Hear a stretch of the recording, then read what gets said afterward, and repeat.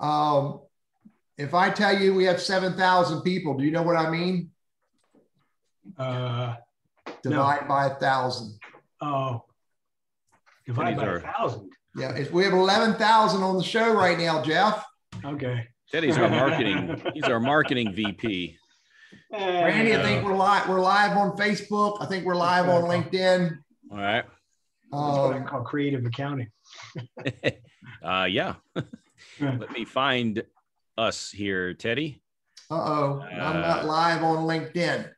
I'm not seeing us live on Facebook either. I don't know that I've ever seen you guys live on LinkedIn, or maybe I have. We are. Well, I've always come to the Zoom link instead of going to LinkedIn Live. Yeah, I'm not seeing us. Because the LinkedIn Live sometimes has some problems. I got a snafu with going live on Facebook and LinkedIn. We're live on the webinar, so we have 12,000 people on at 11:56. Remember, those who are here early, I'm going to stop the live stream and do it again. Those who are here early, you can ask us any question you want to ask. Oh boy. That's dangerous, Teddy. Any question? Yeah. Any question. And Jeff, we committed to being able to answer them for them. Well, now it doesn't mean we give them a true answer. Well, a true answer might be none of your business. All right, Randy. There's always that. Yeah. It says I'm live, but it's bombing out, man. So I may have a snafu of going live, but we'll keep going. LinkedIn, you bums, you. No, it's not just LinkedIn. I think it's Restream that's failing me. Oh. So I got 4 minutes to figure this out. All right. Well, But we're live. You can go ahead and start engaging with the audience. If anybody if somebody's on and watching right now, looks like we're at about 12 or so. There's Chan. Okay. Beats me to the punch. But yeah, the idea, where are you watching us from? We had, I think last week, or maybe the week before. No, it was with Art Gibble last week. We had Italy. I think we had Mexico, Italy, and we had about 8 or 9 states. So not just North Carolina, but I'm talking California to Florida to New York to all points in between. And Jeff Young, you're our guest this week. I'm in Columbus, Ohio. Ohio. Absolutely.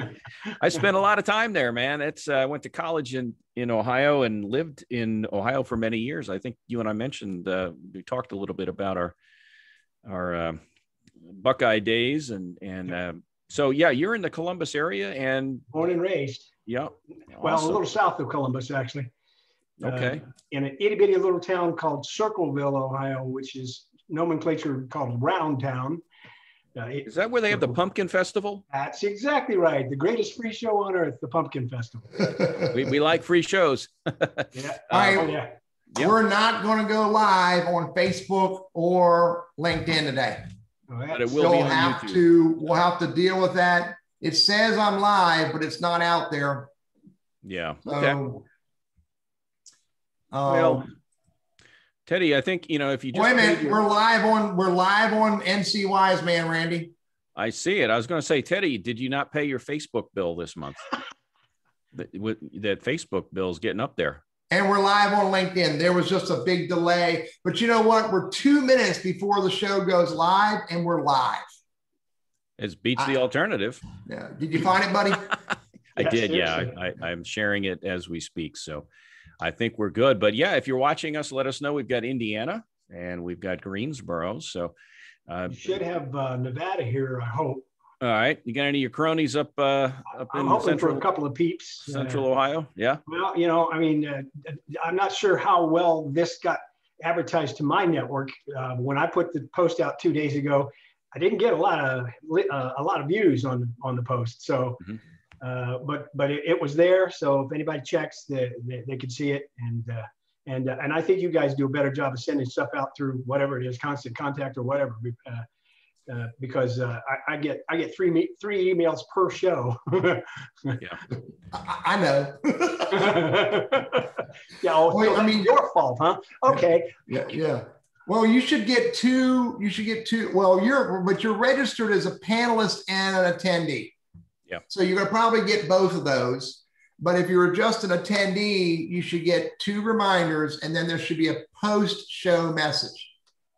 Yeah, there is. So, Yep. Hey, here we go. We got Dallas, or well, Texas anyway. Texas, the best O state. Ride 'em Cowboys. Oh, got Oklahoma, Randy. Oklahoma. Okay. Oklahoma. I see the Cowboys. I'll help you with your geology. Actually, O state. I wanted to be an astronaut in college. My teachers always said I was good at taking up space. Hey, all right, Randy. Look at the clock on the wall, Teddy. I'm ready to go. You ready to go? It's time to start the show. You guys, all you want to do is fool around. I want to get serious because there's 26,000 people here who want to meet Jeff Young. Hey, everybody. I'm Teddy Burriss. The company I work for is Burriss Consulting. We're social media strategists. Love to help people understand social media. And today I'm fortunate I have one of my peers, a dude who eats, drinks, and almost sleeps LinkedIn as much as I do, who's going to play around with us. And Randy will introduce you to him in a few minutes. Yeah. We're grateful to have you here on Lunch Conversations with Randy and Teddy on May 5th. It's Cinco de Mayo Day, the day after. May the 4th be with you. And Randy, I love that purple shirt, man. It looks good on you. Yeah, absolutely. Hey, you know what? We didn't plan this. No, we didn't plan this, but what? I'm going to say we did. I want to say we did. All right. Well, see, Teddy's our marketing VP, and so anything that can help the market. But today is LinkedIn's birthday, so it's not just Cinco de Mayo. It's 18 years, I think, for LinkedIn. Would it be 03, right? Legal. Yeah. So happy birthday, LinkedIn! And in honor of LinkedIn, we have Jeff Young, and I'll introduce Jeff here briefly in just a moment. But my name is Randy Wooden with Goodwill Industries here in Northwest North Carolina. I run our professional center. Many of the folks on the call are clients or past clients, or if we live long enough, future clients. Let's face it, there's going to be a lot of churn in the marketplace here as this pandemic begins to fade into the rearview mirror a bit more. But again, our services are free. We're happy to help job hunters. If you're a professional or aspire to be one, I'm your guy. You need to look me up. You can find me on LinkedIn, reach out to goodwillprofessionalcenter.org and so forth. So again, happy to help. But this show was something that started actually talking about the pandemic. It started a little over a year ago when everyone got sent home. And Teddy and I thought, how can we have a little fun and try to help job hunters? And that's how this all started. And here we are now, a year and a month into it. Jeff Young joins us all the way from Columbus, Ohio. Columbus, Ohio. Two syllables. Yeah, it is. I've spent many years in NERC, Ohio. So where the hell is NERC, Ohio? NERC. And will you two get back to focus? NERK. Couple old Buckeyes here. But anyway, Jeff Young is the LinkedIn guru. You look him up on LinkedIn. This guy's all over the LinkedIn with tips and tricks and such. So I'm privileged here. I'm going to be kind of a student, and I've been on it for a long time, but these two guys each know more about this than I do. Jeff's going to be the main focus today. And Jeff, thank you for joining us. And I see did you iron your shirt behind you? The Superman shirt, is that ironed? Oh, absolutely. That's part of my brand. As you said, hi, I'm Jeff Young. I'm the LinkedIn guru. Namaste. Yep. And, but I also, if you look up guru in the dictionary, the definition of guru is teacher. Yep. So a lot of times I introduce myself by saying, hi, I'm a teacher. What's your superpower? Okay. So therefore the boy in blue is behind me as well. So, so I'm hopeful. I'm kind of taking it easy today though, because of the fact that, I tell you what, guys, yeah, you probably never had anybody actually probe and today, unfortunately, my cable's in the wash, but I'll do the best I can. Okay. The sensors. Look at Teddy. I knew he'd love that. The sensors were on edge, Jeff. You had the sensors on edge right there, buddy. I'm telling you. We have been shut down before, Jeff, and they are not going to hold up. They will do it again. Double secret probation. But Jeff Young joins us. We're going to talk all things LinkedIn, and where appropriate, Jeff is going to share his screen because some of the things that he may talk about are better shown and displayed than simply talked about. And so if you have questions, and everybody does, about LinkedIn, we don't know what we don't know, but I'll tell you what, if these two guys don't know it, you don't need to know it. So if you've got anything you wonder about, let us know. Type in in the chat box, because Teddy's going to keep an eye on that. Yeah, if you have a question or a comment for Jeff, then please do let us know, and we'll incorporate that into our conversation. So where are you calling? Where are you watching from? I'm always wondering. We've got Raleigh, we've got Winston, Mount Airy. Jeff, did you know Mount Airy? That area is where Andy Griffith grew up. Yep. You did? Pilot Mountain, Mount Pilot. No, okay, so you know all that. All right. Well, let's dive right into this thing. First of all, I get a gazillion questions from my professional center clients about LinkedIn, and I do my best to muddle through them, and hopefully I'm doing okay here. So I know you had some things you wanted to talk about, but one of these things is, should I pay for LinkedIn?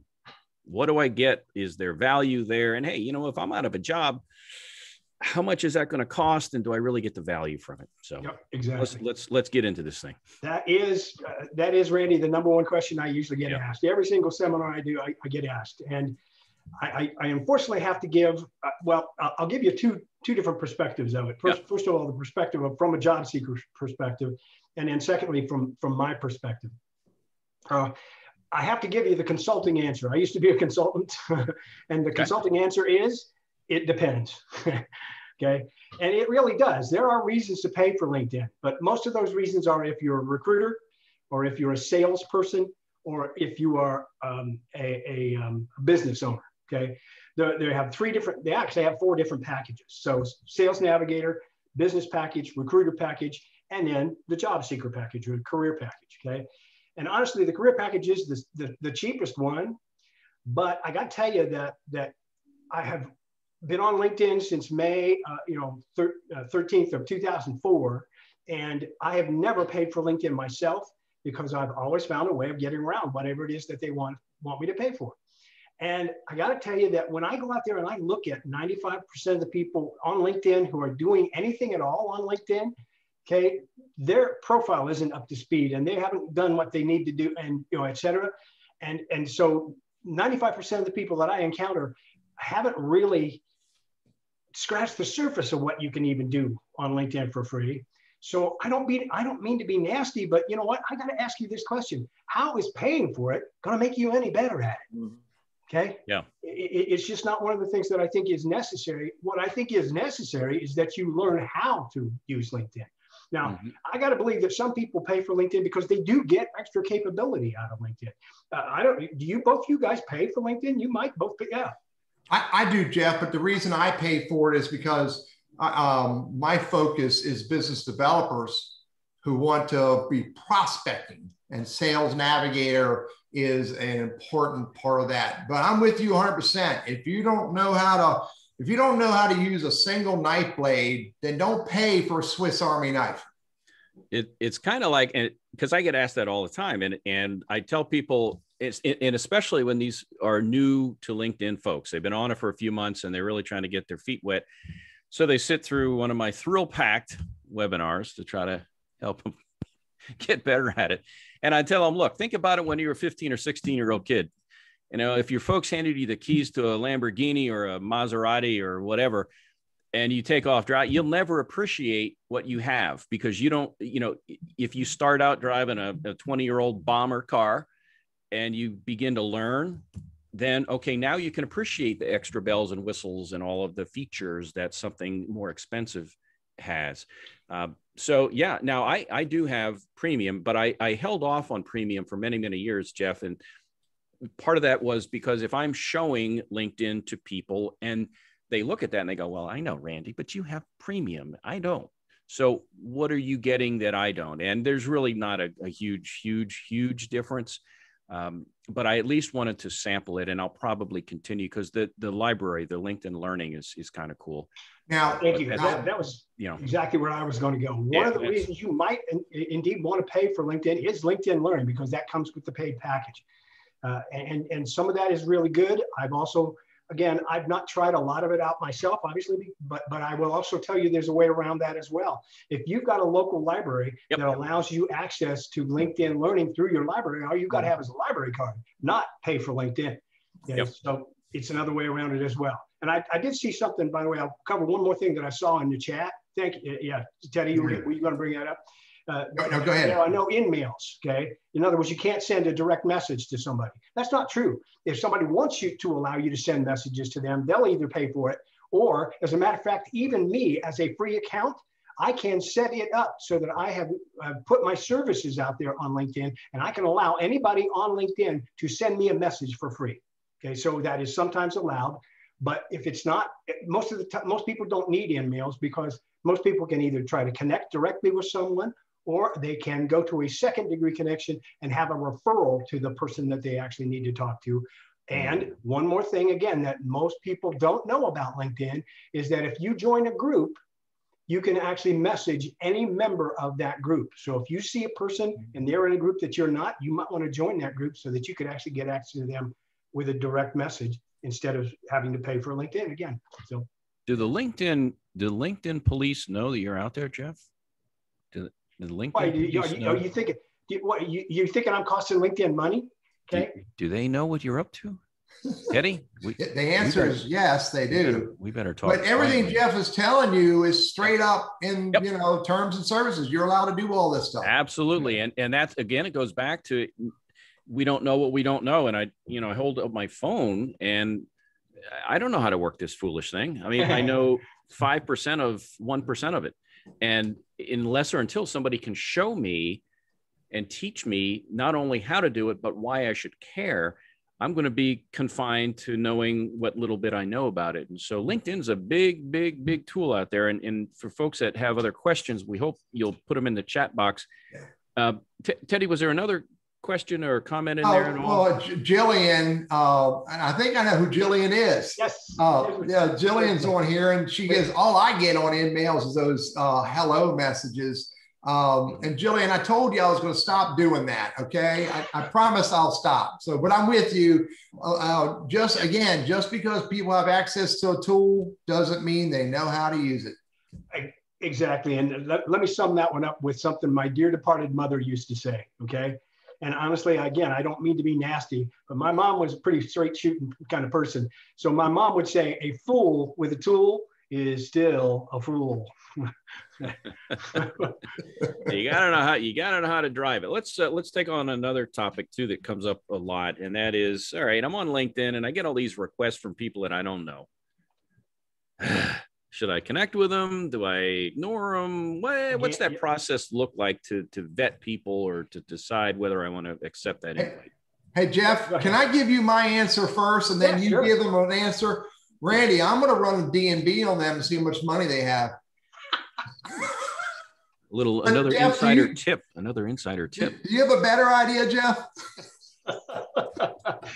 Well, I have a slightly different approach, and that is, I will look at the person themselves and not necessarily their financial statement, but I will look at the person's profile and I will see whether or not there is any reason possibly at all. Okay, because LinkedIn, here's again, one of the things that LinkedIn will, well, in my humble opinion, never get right, but because on a phone, it is so easy to send a generic invitation. Okay, it's also pretty easy because they have different kinds of connect buttons all over the place on LinkedIn on the desktop.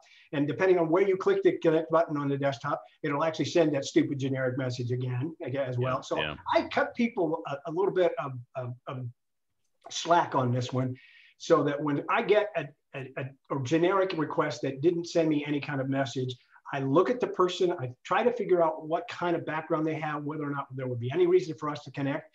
And then I will either go ahead and say yes, if there really is a possibility that we can actually build a relationship, or I will actually take what some people call the third option, okay?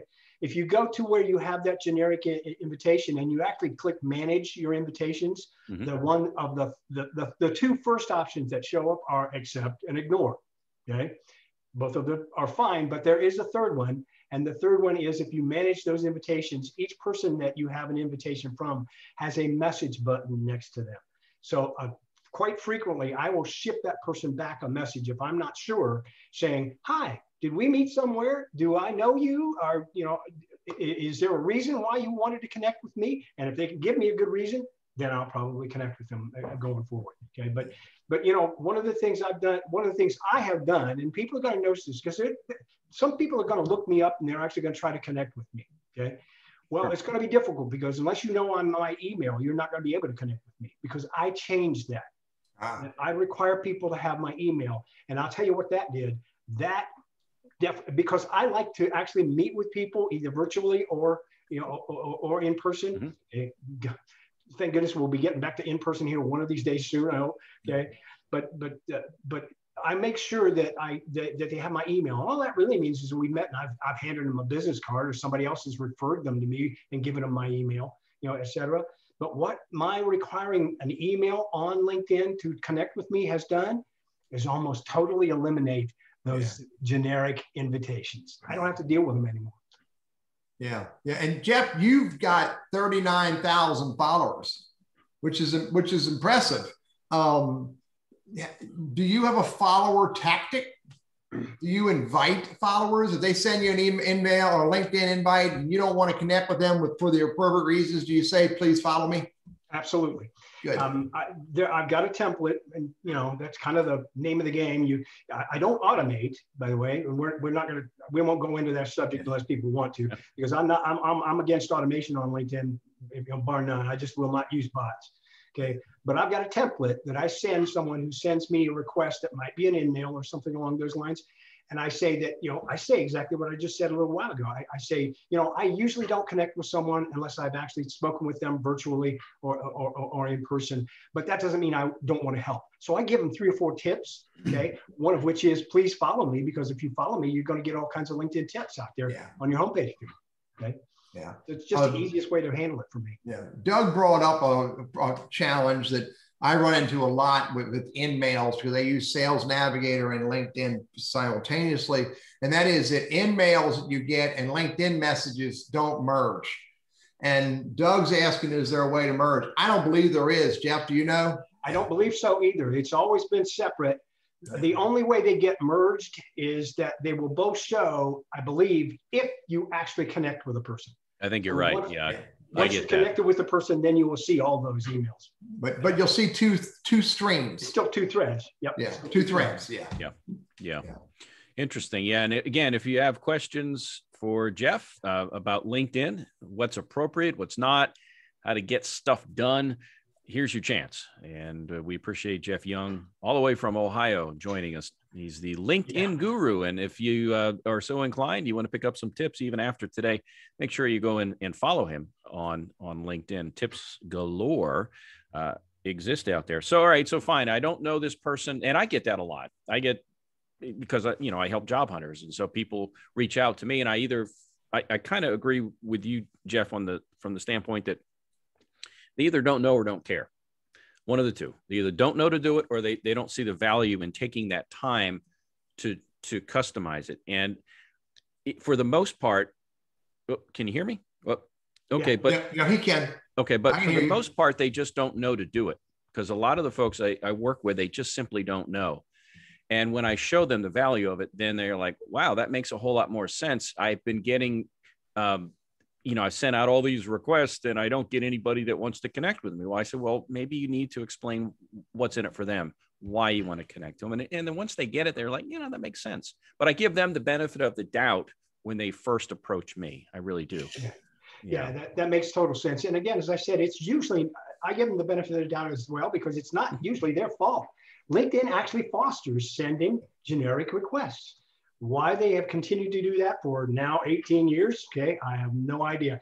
But I've been teaching it and preaching it, okay, ever since I started telling people how to connect with other people on LinkedIn, that you should send a personalized invitation. Yeah, Teddy. So Jeff, take this question. Steve dropped this in the chat, and he wants to know.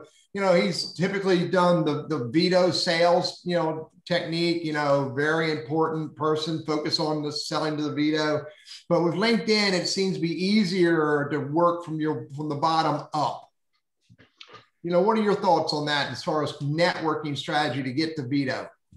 Well, I think it can work almost any way you want it to, okay?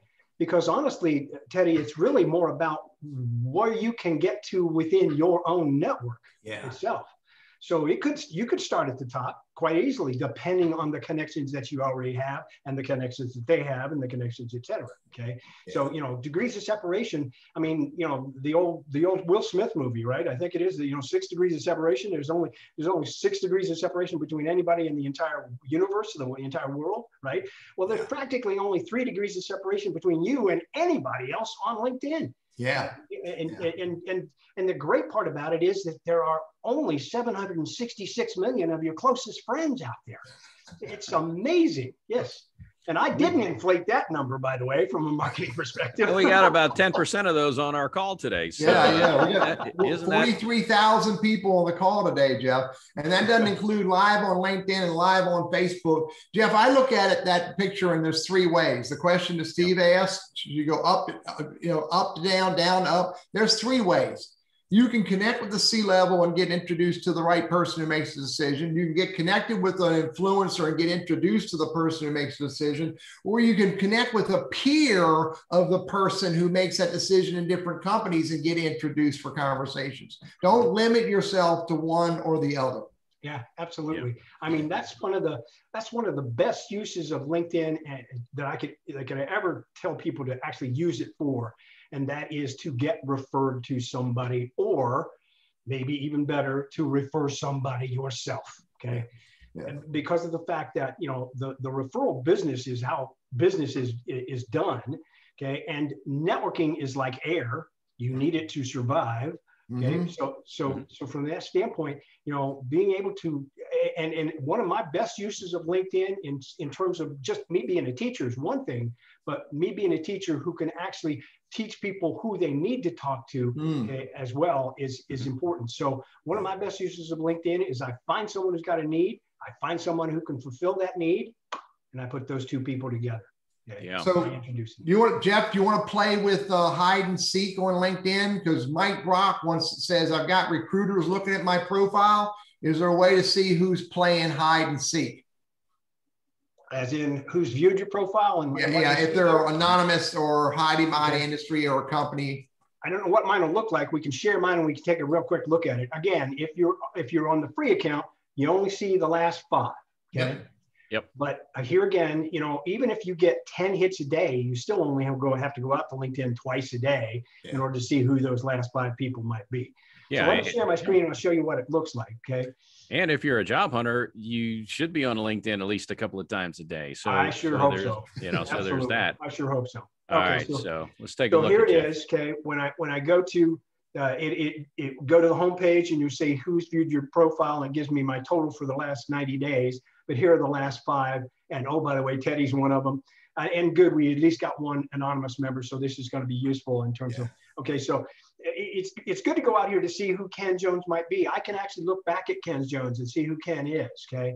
And you get a little bit of a link to who he is. He's a senior technology leader focusing on cloud infrastructure, a little blurb about him there too. And it says how he found me via the homepage, okay? Teddy found me via the homepage as well, so he went looking that way. Okay, down through here, here's a person who's managing director, Bibby Consulting Group. That you might look back, okay?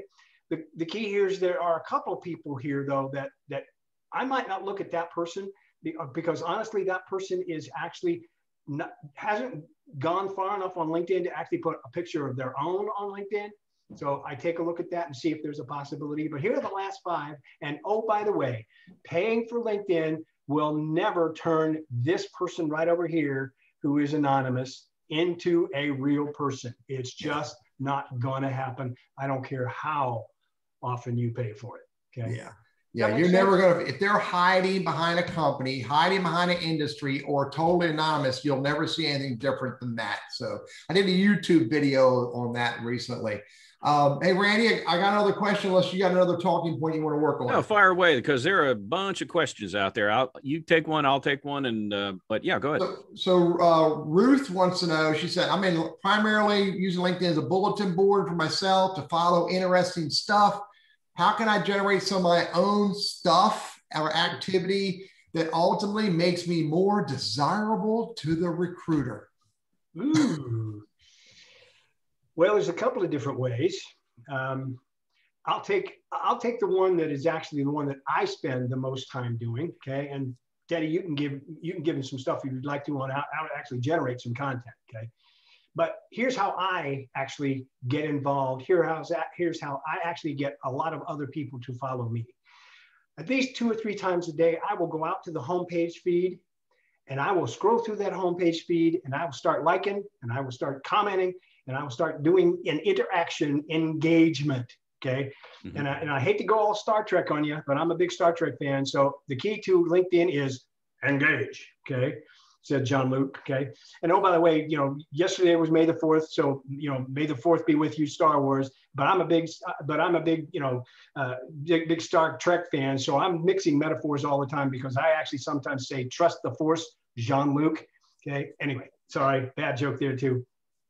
But at any rate, I go out and I actually start commenting on stuff and I put stuff out there that actually can help me give my opinion about something, me interact with the people, me ask questions. I mean, you get involved in that feed and you actually start asking questions and mentioning people and getting involved in the conversation. And guess what? You're going to build a brand lickety split because people are going to see what you have to offer. And that's a big, huge way to do that. So a lot of what I would do on a regular basis is I will go out there and I will engage through the actual homepage feed. Now, the other option, okay, is to actually generate content yourself. Me personally, I only do that like once or twice a week, okay? There'll be a post tomorrow because I'll have a link to this show that will be my Guru Good News post, and I will thank you two guys again, okay, for having me on the show and giving me the opportunity to talk. But how do you approach content, generating content, Teddy? I mean, what's the... So it's a big part of my business. So I'm generating content all the time. Yeah. And like today, I heard that I got reminded that it's the 18th birthday of LinkedIn. So I quickly wrote a post. I went and got an image, put it together and dropped the post out there.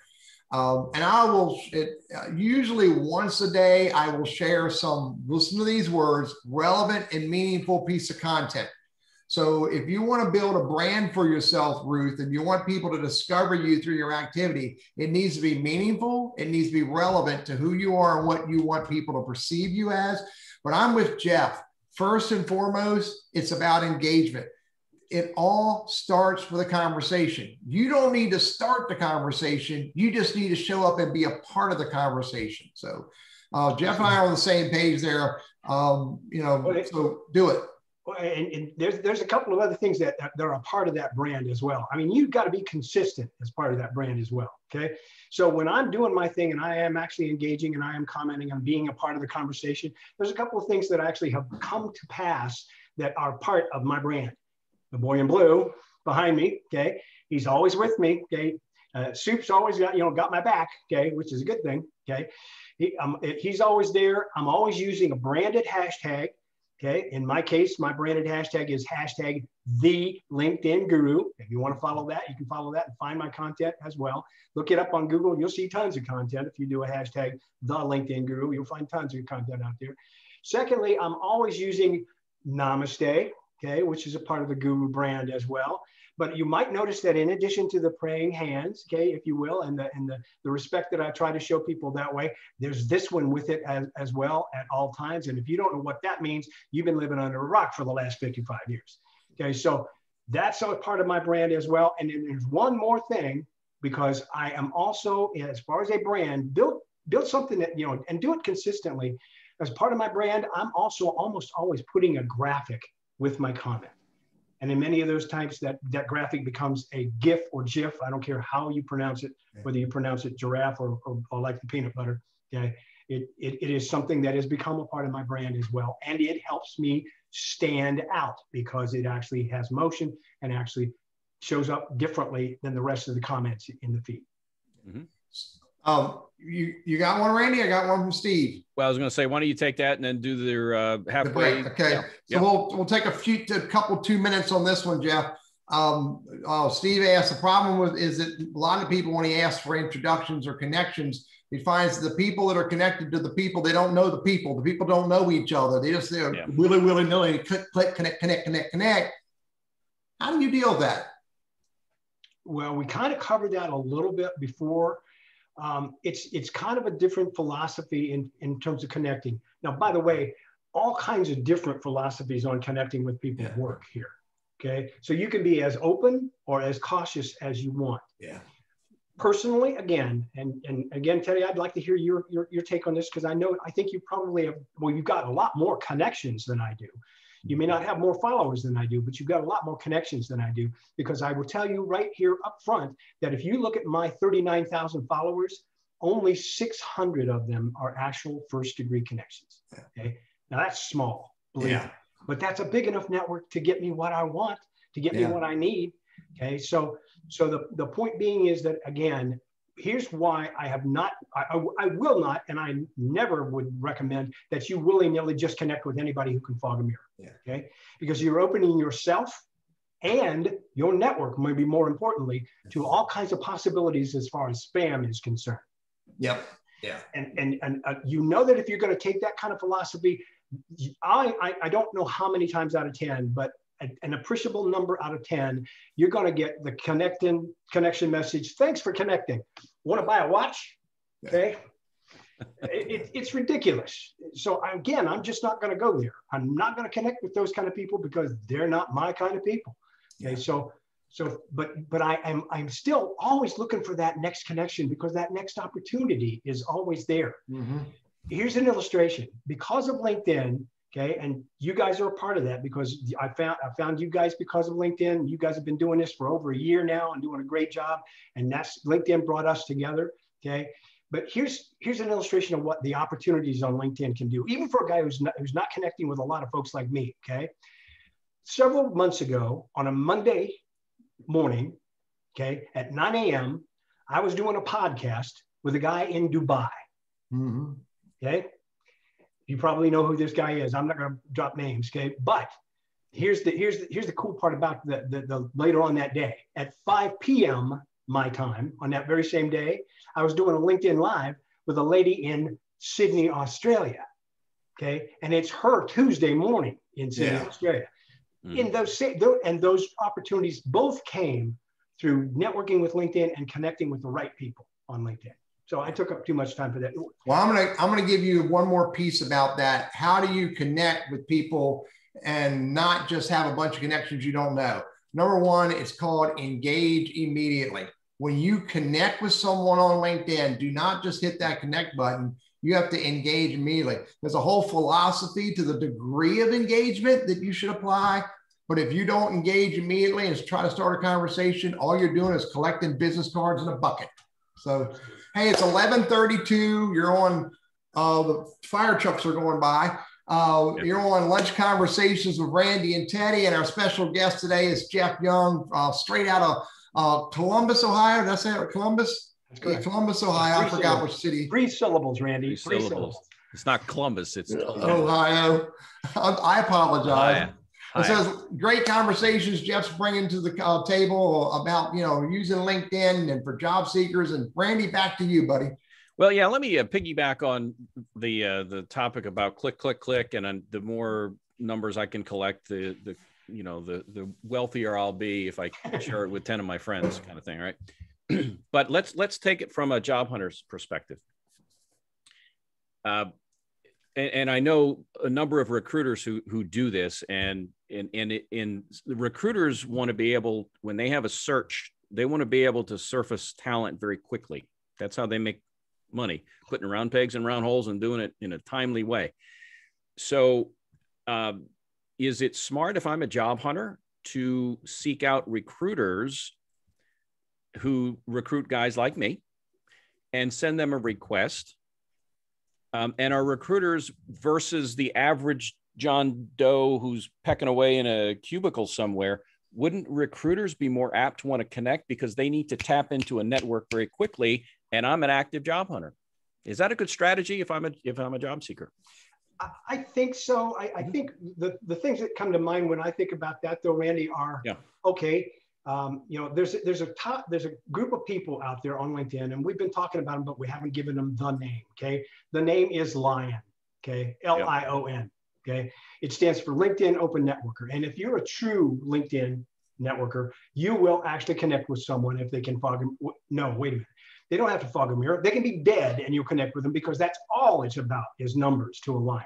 Okay. Yeah. Now, a lot of my best friends, if you will, are recruiters, and some of those recruiters are lions in a small frame of reference. Yes, they make a lot of connections in order to make sure that they can make a lot of other connections with people who are trying to find the work, and they want to find the work. So, but when it comes to whether or not they're more willing than anyone else to connect, I doubt it. I mean, I don't know that I've ever found that, you know, they want to make a lot of connections. Connection is as much their business as LinkedIn's, but I'm not necessarily sure that other people aren't open to connecting, because they know that's how that's the whole philosophy on LinkedIn, is connect with the next best person that you find coming down the pipeline, and you don't know where the opportunity is going to take you. So I don't know whether maybe any. What have you found, Teddy? Is that true in your case as well?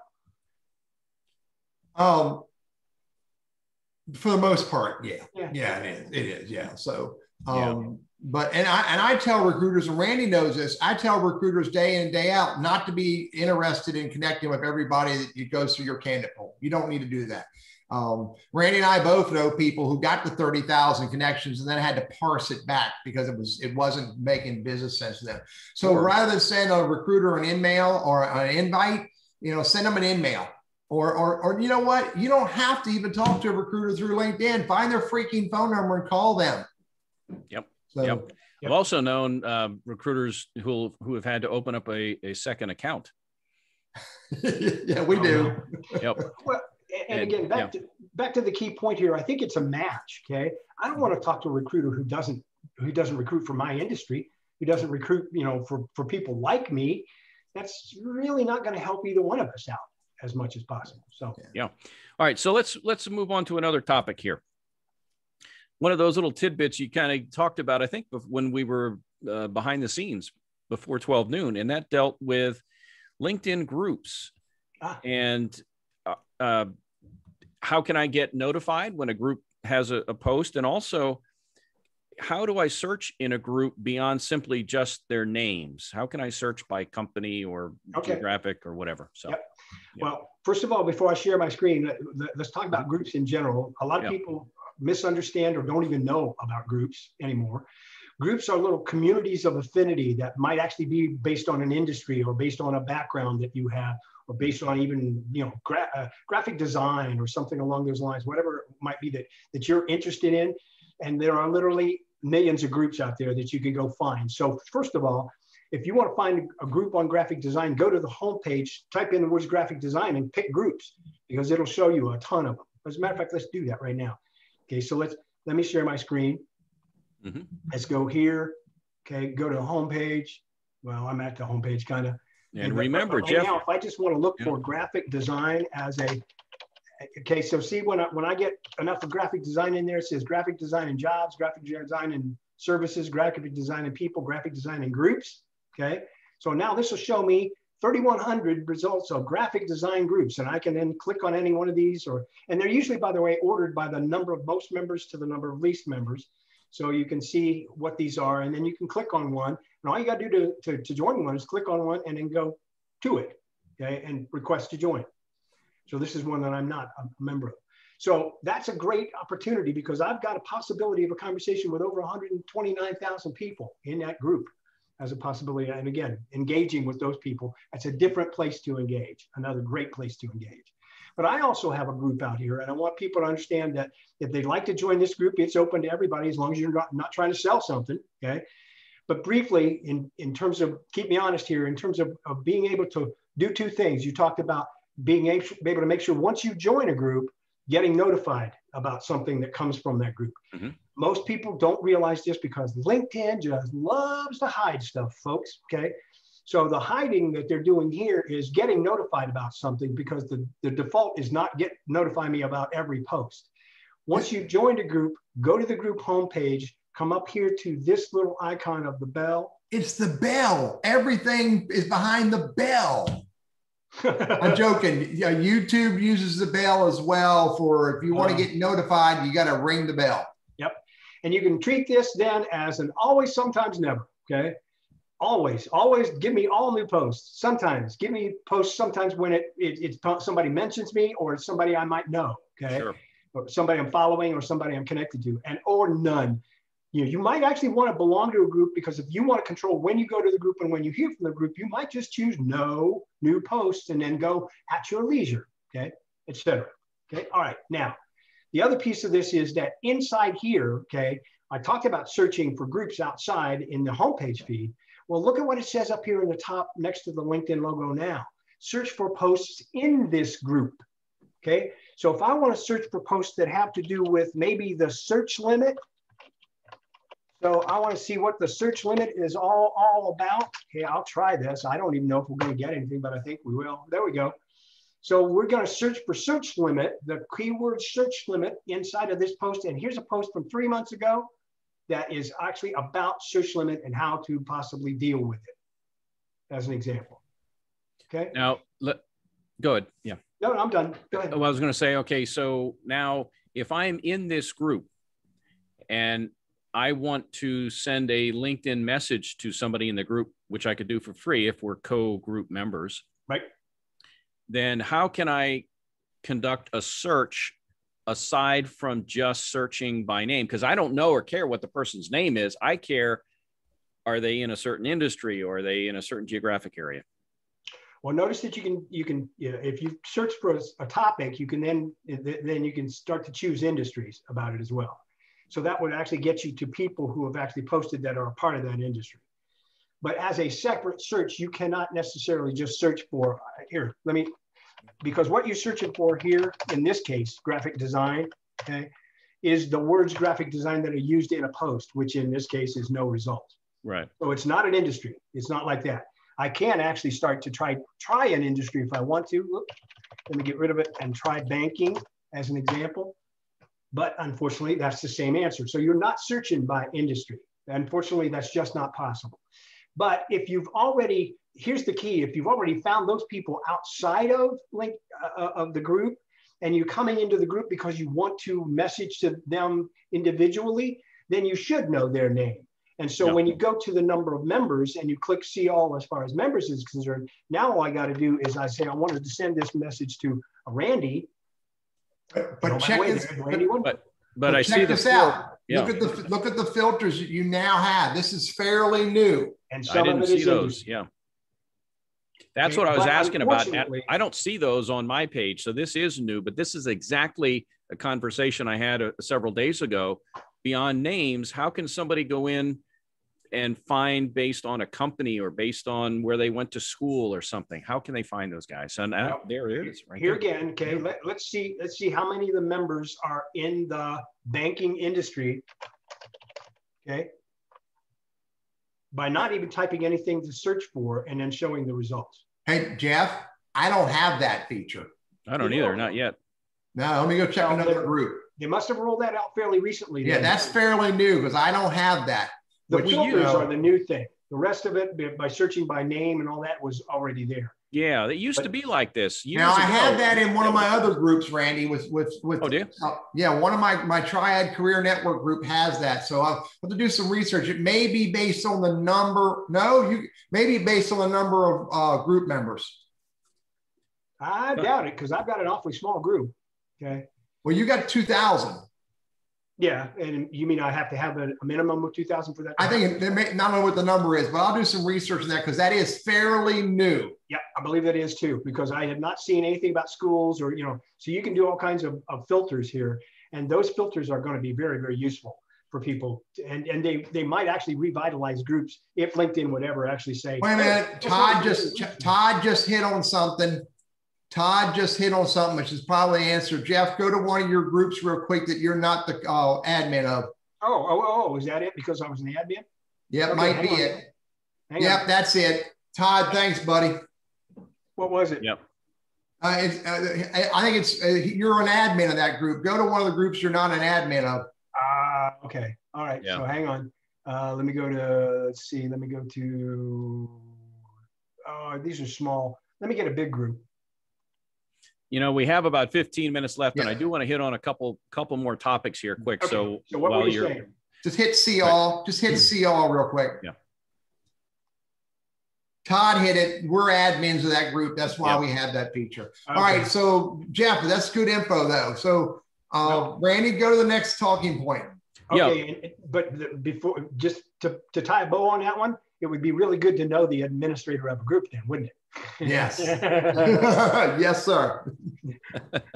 Yeah. All right. So here are some topics that we may or may not have time to do a whole lot. I tell you, one big thing that I talk about a lot is hashtags. Why are they important? How do I know which ones to follow? Why should I care? Hashtags, isn't that Twitter? And I'm not on Twitter, blah, blah, blah, blah, blah, all that. So tell me, why should I care about hashtags? What's that all about? Well, hashtags are nothing more than a way of categorizing content. Okay. They're also a branding tool. I talked about that before, because when you see a comment from me or when you see a post from me, you're going to see hashtag the LinkedIn Guru. It allows people to follow that hashtag. And all you got to do to follow a hashtag is go to a post that's got it on it, click on it, and it'll bring up the content for it. And there's a follow button.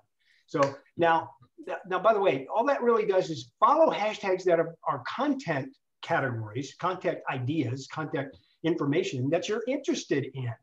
Okay, so productivity, that's a big one. Okay, that's a huge number of people who follow the hashtag productivity, because a lot of people are in the productivity business, and there will be millions of people who follow productivity. There are not millions of people who follow hashtag the LinkedIn Guru, because that one is branded to me and it is unique. So they are both useful in their own way. Okay, being able to follow content for any subject, or being able to follow content or point people to your content if you have created a branded hashtag. And when I say branded hashtag, that means you actually got to search on LinkedIn, or maybe even outside of LinkedIn and Google, to see whether that hashtag's ever been used before. Okay, so hashtag luncheon conversation. Okay, or hashtag lunch with Teddy and Randy. Okay, might be a way of putting together a branded hashtag for you guys, depending on whether it's ever been used before or not. But then the more you use it, here's where it really comes into play. We live in an SEO world, boys and girls. Okay, and if you use a hashtag, that will bump your SEO up by a real kick in the pants. Yeah. I can almost guarantee it. Okay. Yeah. So that's why it really becomes important, because it helps get you found, and it helps you brand yourself, and also helps you follow content that you're interested in. And also, to piggyback on that too, is that it's a way, I talk about LinkedIn being just like Facebook in that it's relationship based in your newsfeed. It's because we've connected and engaged with each other. That's why your stuff shows up on my page. But hashtags are content driven and content relevant. And so this is a way for you, if you drop a hashtag, let's say supply chain, hashtag supply chain, this now opens it up to all the millions of people on LinkedIn who are also following that hashtag, but who may not be connected to you and would otherwise never see your stuff. Mm-hmm. Yeah. So it's a great way for you to not just brand yourself, if you will, but also to seek out and engage and be seen by people with similar interests. Got a couple more minutes left. Let's do a quick one.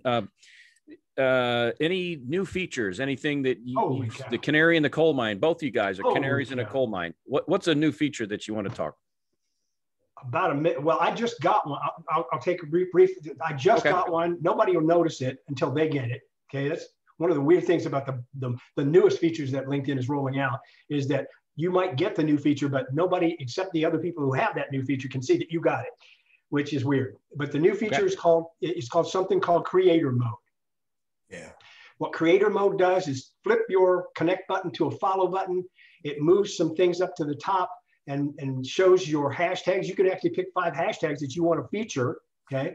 It also moves your activity and your featured section up above your about section, so that your profile displays in a different order, which you actually used to be able to do that. You used to be able to do that yourself. But now that's the way that they're featuring your content as a creator mode if you turn creator mode on. It's going to be nice when enough people get it. Right. Right now, I can't even see it when I go look at my own profile. It doesn't look any different to me. So I had to ask a friend, as a matter of fact, Jillian, who was on this call just before this call, helped me figure out whether a creator mode was working for me or not. And it looks good. I love it, but I'll never see it, but other people might. So how about you? Well, I want to move on to another quick topic. It's about 10 till, so we're going to ask you to summarize here in a couple of minutes. What if let's say, get a little, rambunctious on, and I put on my Facebook get up, and I get on LinkedIn and I say something or comment on something, then I'm like, dang it. Now that I sobered up and look back, I'm like, I don't think I should have said that. Well, just kidding. I would never do that. But if, oh no, so I'm asking for a friend here. I would. Jeff. No, I'm kidding. I'm asking for, no. How do I go back and delete or find a post when I don't even remember whose post it was associated with, but I had a comment that I'm thinking, maybe I shouldn't have said that. How do we go back and find that and get rid of it? That's a tough one because you can try searching, but it's going to be difficult to find. Well, wait a minute, Jeff.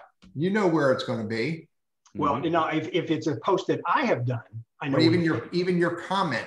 Yeah. But you got to know who you commented against, because he says he can't even remember who he commented against. It's going to be on your activity page. It would be on your activity. Depending on how far back. You got it, yeah. And hopefully he had been doing this for a month. If you did it an hour ago, it's not too tough. If you did it a day ago, it's a little tougher. It take you scrolling up and it matters a whole lot too, because you guys, all three of us, spend a ton of time on LinkedIn. But your average job hunter guy, I had this happen about 6 months ago, and he made a comment about something that was in the news or politics or something, and he got to thinking about it. He said, you know what, I probably should go back.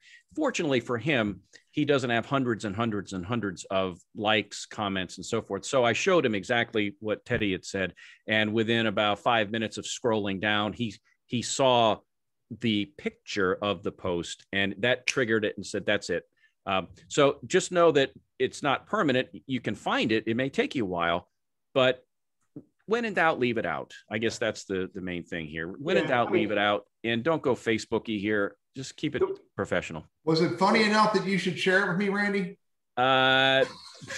Nah. Hey, look at the clock on the grandmother. The grandmother rule applies here. It really should apply on Facebook. It doesn't usually. It doesn't. Hey, Jeff, we really appreciate you coming on here. We've got a few minutes left. If you could give us some takeaways you'd like folks to have about LinkedIn. You've been on this for a very long time, and both of you guys have been a wealth of knowledge today.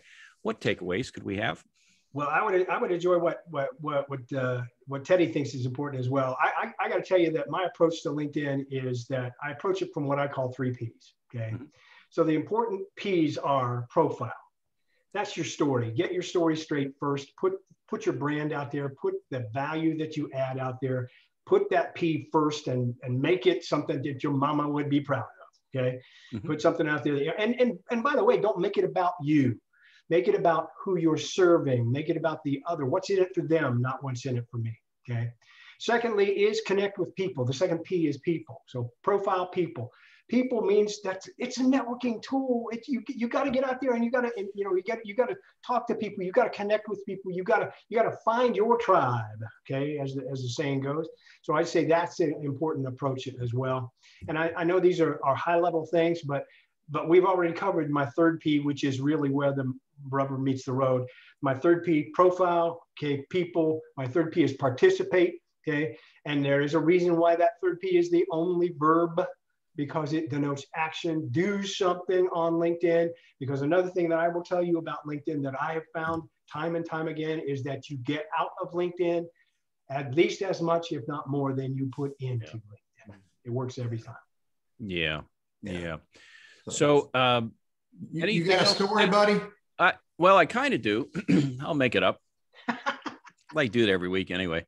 I actually am on a short list of 1 or maybe 2 people in the history of Jeff Young's life that has been on LinkedIn longer than he has. Yep. So I got that going for me, which is nice. I got on in April of 2004 and had a client named John who was on it, and whether he was friends with the people who started it or he simply knew of them, but he had moved back to the Triad from California and said, hey, this thing's in the beta testing stage. Why don't you hop on this thing and try it out, see what you think? And of course, I was mired knee deep in MySpace back in the day, and who needed anything else, right? MySpace was where it's at. And I thought, okay, fine. So I got on it, and there was nobody else on there, not a soul. I think, Jeff, you and I did that searching to see how long. I think I'm in the first couple 300,000. Actually, you know your member number? Okay? I don't even know my phone number, let alone. And again, this is the double secret probation geeky dude that knows the member number for anybody who wants to know how to look it up. Okay, your member number's a few thousand sooner than mine. Your member number is 456,157. So you were in the first 457,000 people on LinkedIn. Okay, my member number is 494,945.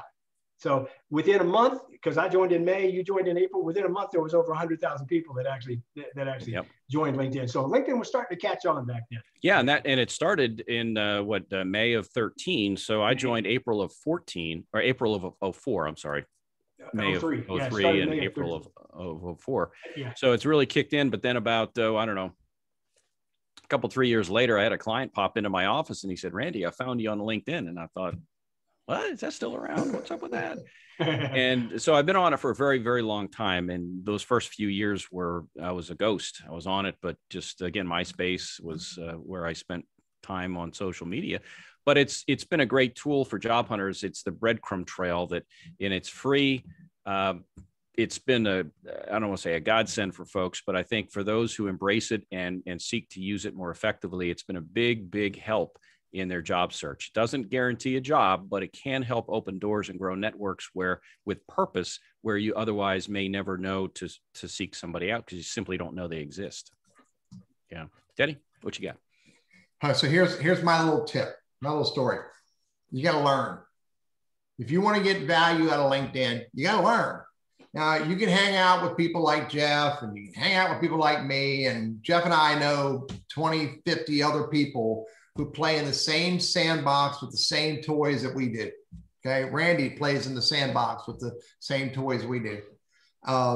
So you can hang out with us, you could follow us, but you know what? The way you're going to learn is not watching us. The way you're going to learn is not reading. The way you're going to learn is banging on the freaking keyboard, bang on the touchpad, do something, do what Jeff says, get in there and participate. What is it? Randy, don't touch the screen. I told you. It's the typewriter, Teddy. That's where you learn. Use the typewriter. Yeah. Use the typewriter. Type and then fax it. Then fax it to somebody. Now I got to get a fax machine, buddy. That's the way you're going to learn. So I don't care what your purpose or what your goal is of using LinkedIn. You're only going to be able to achieve your goal and be able to execute your actions to achieve their goals if you go play with it. Go play on company pages and like, oh man, what is this? Why does this work? This is cool. Go to company pages and look at, the stuff you have access to on company pages. Go to LinkedIn search and play with the filters. Write a freaking article and make a huge mistake and clean it up. That's how you're going to learn is by going to do. Yep. So that's my story, Randy, and I'm sticking to it. You're not going to, that's what I tell clients. I say, you're not going to break it. You know what? You can always go back and delete, edit. What happens when I accept something and then to your point, they want to sell the watch kind of thing. You can report them, you can block them, you can remove them as a connection, you can unfollow them.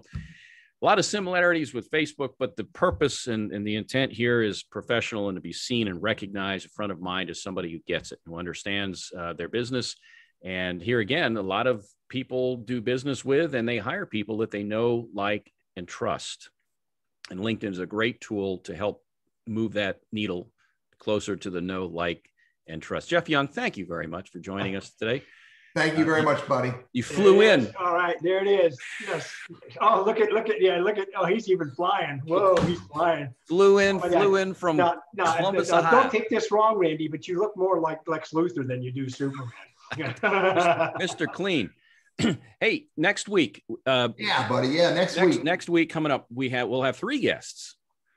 So, Jeff has the power of 3. He's Superman. He can do anything, right? So next week we have 3 people in here. So that's going to be like herding cats, Teddy. So we better get a good night's rest. Wait, who's managing that conversation? You or me? That would be you. That would be you. Are you serious? No, I'm the interviewer, but you're going to be. Oh, okay. But you're the interviewer. Yeah, I'm the interviewer. Yeah. Oh, I know these guys. They're cool. This whole show started with trying to help job hunters. Yeah.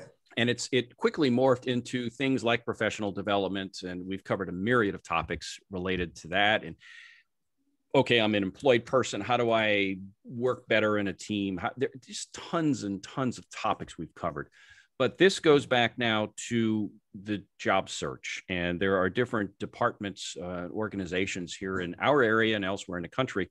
But for example, the Piedmont Triad Regional Council, NC Works, those are a couple of organizations. And we're going to have representatives from those organizations to come in and really tell us, what are they working on to try to help spur workforce development in our area, whether it's training, whether it's awareness of opportunities. They've got some cool programs that they're working on that are kind of fly under the radar. So we want to expose those. So if you're a job hunter or you think you might put your toe in the water here at some point, you want to make sure you watch this, because you're going to get some real firsthand knowledge of the tools and whatever's out there to really help you beyond the LinkedIn piece, beyond I need a good resume, beyond whatever. So there's a lot more to it. We're going to have Wendy Walker-Fox, Dion Carter, and Jessica Raby. They're going to join us, all three of them. So Teddy, again, get a good night's rest. I will, buddy. And I'll let you take us home. Look what time it is. Cool. Hey, everybody, 1 o'clock. Jeff, again, thanks for coming. Randy, good to see you. We'll see everybody. If you don't show up for Monday in our noon quick little chat, we'll see you next Wednesday at 11:55 a.m. That'll work. Thanks again, guys. Take care. I appreciate it.